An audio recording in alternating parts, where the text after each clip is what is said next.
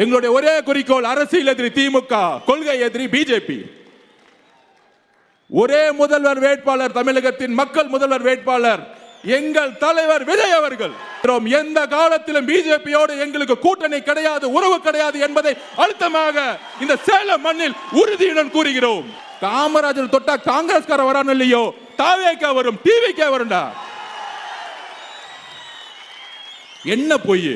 ஆட்சி இருக்கு, பணம் இருக்கு, அதிகாரம் இருக்குன்னா பிஜேபிக்கு உங்களுக்கு என்ன வித்தியாசம்? இன்னும் 8 மாதத்தில் இந்த ஒட்டுமொத்த உலகமும் சொல்லும் மாண்புமிகு திரு முதல்வர் விஜய் அவர்களே என்ற முழக்கத்தை இந்த ஒட்டுமொத்த தமிழ்நாடும் சொல்லும்.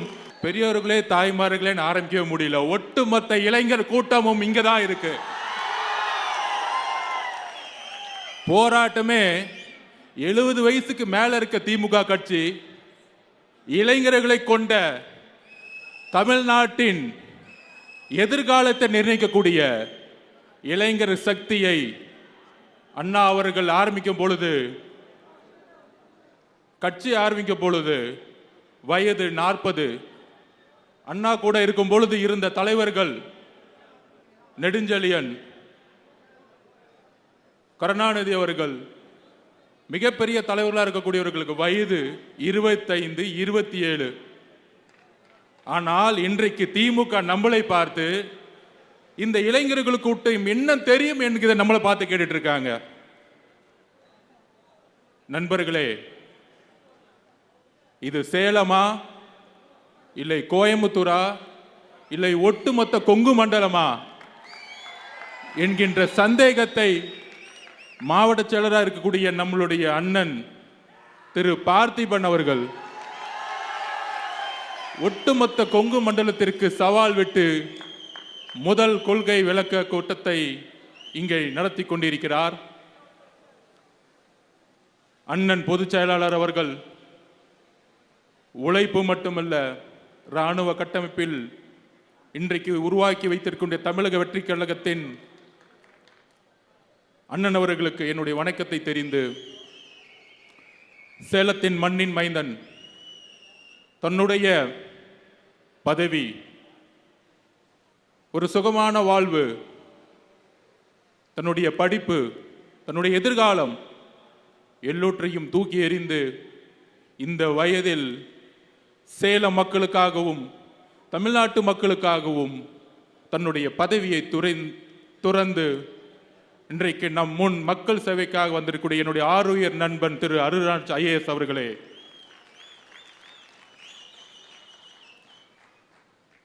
மாவட்ட நிர்வாகிகளே, மாநில நிர்வாகிகளே, மனது உடல் இங்கு இல்லை, ஆனால் ஒட்டுமொத்த மனதும் தமிழகத்தின் ஒரே முகமாக, தமிழகத்தின் மக்கள் விரும்பும் முதல்வர் வேட்பாளராக இருக்கின்ற நம்மளுடைய தலைவர் அவர்களுக்கு என்னுடைய வணக்கத்தை தெரிந்து உங்கள் முன் என்னுடைய கருத்துக்களை பகிர விரும்புகிறேன். கொள்கை, அதாவது நம்ம ஐஆர்எஸ் சொன்னாரு, ஐஏஎஸ் ஆபீசர்லாம் போட்டு இன்னைக்கு வந்து பிரஸ் கான்ஃபரன்ஸ் கொடுக்குறாங்க. அது ஏன்னா பேசி பேசி வளர்ந்த கட்சிக்கு இன்னைக்கு பேசுறதுக்கு ஆளே இல்லை. அதான் பிரச்சனை. திமுக பேசுறதுக்கு யாரா இருக்காங்களா? பார்த்துருக்கீங்களா? டிவியில் வந்து பத்திரிகையாளருங்கிற போர்வையில் ஏதாவது ஒரு அமைச்சரோ ஒரு எம்எல்ஏவோ யாராவது ஒரு ஆள் வந்து என்னுடைய கொள்கை, என்னுடைய ஆட்சி, என்னுடைய முதல்வர், என்னுடைய துணை முதல்வர் எவ்வளவு சிறப்பா நிர்வாகம் பண்ணிட்டு இருக்காரு பாத்தீங்களா அப்படின்னு சொல்றதுக்கு யாரா வராங்களா? ஏன் வரல? நம்ம ராஜ்மோகன் அண்ணனை பார்த்து கடுமையான கேள்விகள். நம்ம ஏதோ 50 வருஷமா ஆளுங்கட்சி ஆகி, நம்ம ஏதோ நம்ம பொழுதைக்கு துணை முதலமைச்சர் கொடுத்து, நம்ம ஏதோ மெடிக்கல் காலேஜ் கட்டி ஏதோ ஊழல் பண்ணிட்டு இருக்க மாதிரி நம்மளை பார்த்து இவ்வளோ கேள்விகள் வந்துட்டு இருக்கு. ஆனால் திமுகவை பத்தி எந்த கேள்வியும் கேட்கவே மாட்டாங்க. ஏன்னா அவன் பத்திரிகையாளனே கிடையாது. எல்லாம் கட்டிங்க, டெய்லி கட்டிங் போயிட்டு இருக்கு. கமிஷனு, கட்டிங்கு, ஷேரு, இதுதான் மேட்ரு. மொத்தமே அவ்வளவுதான். திமுக அவ்வளவுதான். டெய்லி கட்டிங் அடிக்க தெரியணும், கமிஷன் அடிக்க தெரியணும், ஷேர் பண்ணணும், கட்டிங் அடிக்க தெரியணும். இதுக்கு பத்திரிகையாளர் டிவியில் உட்காந்து டிபேட் பண்ணிட்டு இருப்பாங்க.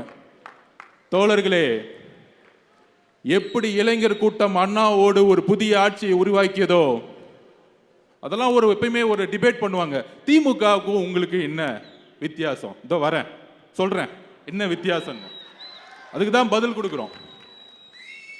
67 அண்ணா ஆட்சி அமைக்கும் பொழுது ஒரு கொள்கை ஆட்சியை உருவாக்கினார், ஒரு கொள்கை திமுகவை உருவாக்கினார். எம்ஜிஆர் அவர்கள் 1952 இருந்து திமுகவுடன் பயணம் செய்து கடுமையான போராட்டங்களிலும் பங்கெடுத்து அண்ணாவுடைய திடீர் மறைவிற்கு அப்புறம் தமிழகத்தில் ஏன் இந்தியாவில் மாநில கட்சியாக திமுக முதல் முறையாக ஒரு நேஷனல் பார்ட்டியை எதிர்த்து ஒரு ஆட்சி அமைச்சது அண்ணாவுடைய கொள்கையினாலும் தேர்தல் அரசியலாலும் மக்களுடைய செல்வாக்கினாலும் இளைஞர்களுடைய பட்டாளத்தினாலும். ஆனால் இயற்கை அவரை உயிரை வாங்கிய பிறகு எம்ஜிஆருடன் துணையுடன் திரு கலைஞர் கருணாநிதி முதலமைச்சர் ஆனார். அன்றைக்கு எம்ஜிஆருக்கு புரியல, தன்னுடைய நண்பன் முதலமைச்சர் ஆகணும்னு நினைச்சாரு, கொள்கைவாதி நினைச்சாரு. ஆனா 71 மிகப்பெரிய வெற்றி பெற்ற பிறகு 180 தொகுதிக்கு மேலும் வெற்றி பெற்ற பிறகு அப்பொழுதுதான் புரிந்தது எம்ஜிஆர் அவர்களுக்கு அண்ணா உருவாக்கிய கொள்கை திமுக இல்லை, இது கொள்ளை திமுக என்பதை எம்ஜிஆர் உணர்ந்தார்.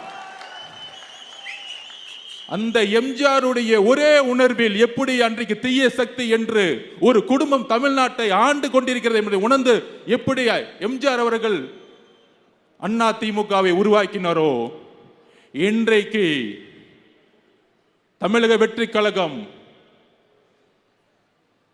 தலைவர் விஜய் அவர்கள் அதே உணர்வுடன் சமூக நீதி பேசி, பெரியாரிசம் பேசி, மார்க்சிசம் பேசி, எல்லாவற்றையும் பேசி பேசி பேசி பேசி எதிர்கட்சியாக இருக்கும் பொழுது ஒரு நிலைப்பாடு.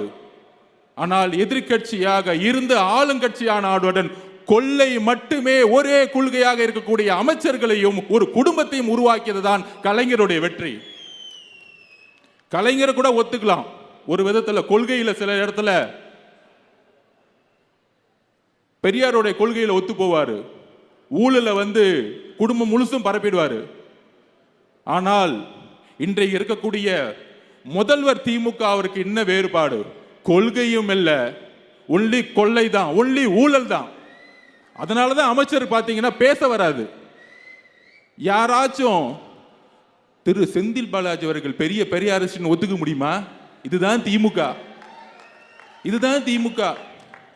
அண்ணன் வேலு அவர்கள் ஒரு பெரிய மார்க்சிஸ்ட் சித்தாந்தவாதின்னு சொல்ல முடியுமா? மக்களே, இப்பொழுது தெரியுதா திமுக எங்கு வலுவிழந்திருக்கிறதுன்னு? இப்பொழுது தெரியுதா இங்கு ஏன் பிஜேபி வளர்ந்து கொண்டிருக்கிறது என்று? திமுகவுடைய ஊழல்கள் தான் பிஜேபியை வளர்த்துக்கிட்டு இருக்கு. அப்ப உடனே அடுத்த கொஸ்டின், நீங்க ஏன் அதிமுகவை எதுக்கல? நண்பர்களே, போன்ற ஆட்சியில ஜிஎஸ்டி, நீட், சிஏஏ எல்லா போராட்டங்களிலும் அன்றைக்கு இருந்த ஆளும் அரசு ஒன்றிய அரசுடன் சேர்ந்து பயணித்த பொழுது நம்மளுடைய குரல் ஒலித்தது. குரல் ஒலிக்காமல் தலைவர் விஜய் அவர்கள் நீட்டுக்கு எதிரான போராட்டத்தை பங்கெடுத்தார், ஜல்லிக்கு எதிரான போராட்டத்தில் பங்கெடுத்தார், சிஏஏக்கு எதிரான போராட்டத்தில் பங்கெடுத்தார். அன்றைக்கு அவர் அரசியல்வாதி இல்ல, ஒரு சாமானிய மனிதனாக பங்கெடுத்தார். ஆனால் ஏன் நாங்கள் அதிமுகவை எதிர்க்கவில்லை அப்படிங்கிற ஒரு கேள்வியை பரப்புறாங்க. 1972 எம்ஜிஆர் அவர்கள் உருவாக்கிய பொழுது ஒரே குறிக்கோளில் உருவாக்கினார். அண்ணாவுடைய கொள்கையை இவர்கள் விற்று கொள்கையை விற்று கொள்ளையை குடும்பமாக மாற்றி ஊழலை நோக்கி போடும் பொழுது கேள்வி எழுப்பினார். அதே உணர்வுடன் தமிழக வெற்றி கழகம் இந்த தமிழகத்தில் பெரியாரிசத்தை பெயரளவுக்கு பேசிக்கொண்டு சமூக நீதியை தூக்கி எறிந்து ஊழலை மட்டுமே அடிப்படையாக கொண்டு உருவாக்குகின்ற இந்த திமுக ஆட்சிக்கு எதிராக கட்சியை உருவாக்கும் பொழுது நம்மளுடைய ஒரே குறிக்கோள் ஏன் அரசியல் எதிரி திமுக, ஏன் கொள்கை எதிரி பிஜேபி என்பதை உள்வாங்கினோம். எம்ஜிஆர் அவர்கள் ஆரம்பித்த ஒரு குறிக்கோள், அதை வழிமொழிந்து அம்மா ஜெயலலிதா அம்மையார் அவர்கள் அதே கொள்கையுடன் இருந்து 2014 லேடியா மோதியா என்ற கேட்ட ஒரு குரல், 2016 தனித்துவமாக நின்று அதிமுகவை வென்றெடுத்த ஒரு குரல். அந்த அதிமுகவில் ஒட்டுமொத்த தொண்டர்களும் இந்த குடும்ப ஆட்சிக்கு எதிராகவும் லேதியா மோதியா என்கின்ற கேள்வியுடன் மோதிக்கும் பாஜகவிற்கும் எதிரான ஒரு குரலுடன் இருந்த அதிமுக இன்றைக்கு பிஜேபியை பின்புறல் வாசலாக நேரடியாக வரவேற்று இன்றைக்கு கூட்டணியை உருவாக்கி, அந்த கூட்டணியுடைய தலைவர் யாருன்னு இன்னைக்கு வரைக்கும் தெரியல. அங்கிருந்து அமித்ஷா சொல்றாரு என்டிஏ கூட்டணி, நீங்க அதிமுக சொல்லுது நான் தான் தலைவர்னு.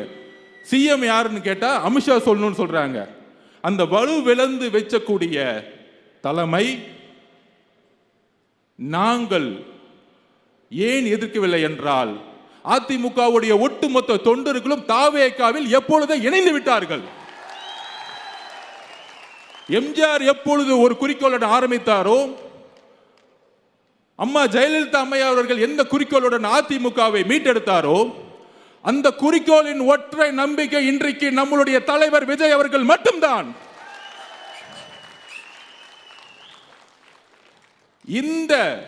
இந்த கொள்கை, இந்த கொள்கையற்ற அரசியல்னால் தான் இன்றைக்கு திமுக சுலபமா லாஸ்ட் 3 தேர்தலில் வெற்றி பெற்றது. ஆனால் இனி வெற்றி பெற முடியாது. ஏனால் உங்களை எதிர்த்து அரசியல் செய்யக்கூடியவர்கள் பிஜேபியிடம் சரணடைந்த தலைவர்கள் அல்ல. பிஜேபியை கடுமையாக துணிவுடன் எதிர்க்கக்கூடிய ஒரே தலைவர் விஜய் அவர்கள். இஸ்லாமிய தோழர்களே, குரான் மீது ஆணையாக சொல்லுகிறோம், எங்களுக்கு குரானும் ஒரு கடவுளோட நம்பிக்கை தான். குரான் மீது ஆணையாக சொல்லுகிறோம், எந்த காலத்திலும் பிஜேபியோடு எங்களுக்கு கூட்டணி கிடையாது, உறவு கிடையாது என்பதை அழுத்தமாக இந்த சேலம் மண்ணில் உறுதியுடன் கூறுகிறோம். அந்த சந்தேகத்தை தூக்கியதான் சேலம் மாநாட்டில் 1944 பெரியார் அவர்கள் தீகா உருவாக்கிய பொழுது எங்கு அமைத்தாரோ, எந்த கட்டமைப்பை உருவாக்கினாரோ, எந்த மதவாதத்தை எதிர்த்து உருவாக்கினாரோ, எந்த சாதியை எதிர்த்து உருவாக்கினாரோ, அதே மண்ணில் நாங்கள் முழக்கமிடுகிறோம். இப்பொழுது தெரிகிறதா சேலம் மாநாடு ஏன் நாங்கள் எங்கள் தலைவர் கட்டமைப்போடு உருவாக்கி கொண்டிருக்கிறோம் என்று? நண்பர்களே, பெரியார் இறக்கவில்லை, அதை உயிர் போட வெத்திக்கதான் தலைவர் விஜய் அவர்கள் தாவேகா கட்சியை உருவாக்கி கொண்டிருக்கிறார். இப்பொழுது எங்களோட நோக்கத்தை தெளிவாக்கிட்டோமா? எங்கள் நோக்கம் ஒட்டுமொத்த அதிமுக தொண்டர்களும் தாவேகாவுடன் எப்பொழுதோ இணைந்து விட்டார்கள். எங்களுடைய ஒரே குறிக்கோள் அரசியல் எதிரி திமுக, கொள்கை எதிரி பிஜேபி. ஒரே முதல்வர் வேட்பாளர், தமிழகத்தின் மக்கள் முதல்வர் வேட்பாளர் எங்கள் தலைவர் விஜய் அவர்கள்.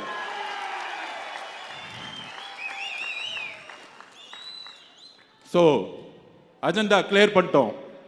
இந்த பத்திரிகையாளர்கள் பேசிட்டு இருப்பாங்க பாருங்க, டிவியில் உட்காந்து, எல்லாத்துக்கும் நீ மெசேஜ் கொடுத்துட்டோம்.